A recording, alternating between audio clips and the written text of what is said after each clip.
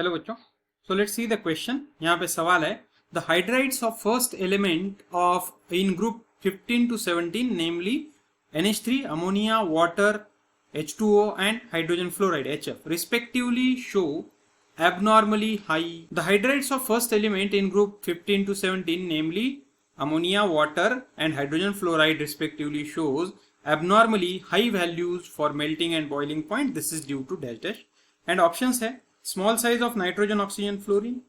Second option है the ability to form extensive intermolecular hydrogen bonding. Third option है the ability to form extensive intramolecular hydrogen bonding. And fourth है effective van der Waals interaction. Okay, तो सबसे पहले हम देखेंगे कि hydrides क्या होते हैं। तो जब भी कोई एलिमेंट हाइड्रोजन के साथ रिएक्ट होता है, मान लो X रिएक्ट विथ हाइड्रोजन, तो ये जो बनाएगा XH, ओके, इसको हम हाइड्राइड बोलते हैं। अब इन्होंने क्या बोला, hydride of first element of group 15, 16 and 17। तो हमें मालूम है ग्रुप नंबर 15, 16 और 17 का पहला एलिमेंट क्या होता है, नाइट्रोजन, ऑक्सीजन और फ्लोरीन। तो जब इनके हाइड्राइड बनेंगे तो इसका हाइड्राइड बनेगा NH3, इसका हाइड्राइड बनेगा H2O और इसका हाइड्राइड बनेगा हाइड्रोजन फ्लोराइड। अब ये क्या बोलता है कि दे shows abnormally high value of melting and boiling point. ऐसा क्यों? तो देखो, एक चीज हमें मालूम है कि on moving down the periodic table में ग्रुप में जब नीचे जाते हो, ओके, तो वहां पे हाइड्रोजन बॉन्ड बनाने की जो पावर होती है वो डिक्रीज होने लगती है, डिक्रीजेस।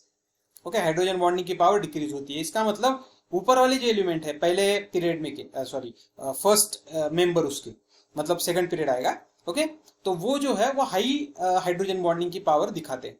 ओके, अब यहाँ पे ये क्या करते हैं, मान लो अमोनिया है आपके पास, ओके, तो NH, H और H, तो ये जो है ये दूसरे नाइट्रोजन के साथ यहाँ पे हाइड्रोजन बॉन्डिंग बनाएगा, फिर ये दूसरे नाइट्रोजन के साथ बनाएगा लाइक दिस, ओके, फिर ये दूसरे नाइट्रोजन के साथ बनाएगा लाइक दिस, और ये प्रोसेस चलती रहेगी। और इस वजह से जैसा वाटर में भी वही होगा, वाटर है H, यहाँ पे H, तो फिर यहाँ पे आएगा O दूसरे वाटर मॉलिक्यूल का, ओके, इस तरह से ये प्रोसेस चलती रहेगी।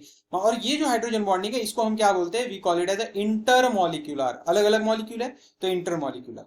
तो ये जो इंटरमॉलिक्यूलर हाइड्रोजन बॉन्डिंग है ये एक्सटेंसिव मतलब बहुत ज्यादा होती है, और इसलिए इसका करेक्ट ऑप्शन जो है it forms the extensive intermolecular hydrogen bonding. और इस वजह से क्या होता है, इसको तोड़ने के लिए ज्यादा बॉन्ड एनर्जी भी लगती है। अगर ये बॉन्ड तुमको तोड़ना है तो इसको ज्यादा एनर्जी लगेगी, क्योंकि ऑलरेडी जो बॉन्ड है वो तो है, साथ ही हाइड्रोजन बॉन्डिंग भी बन गई, इसलिए इसको तोड़ने के लिए ज्यादा मतलब इसकी बॉन्ड एनर्जी भी क्या होगी, हाई होगी। इसलिए correct option this one. So hope you understood it.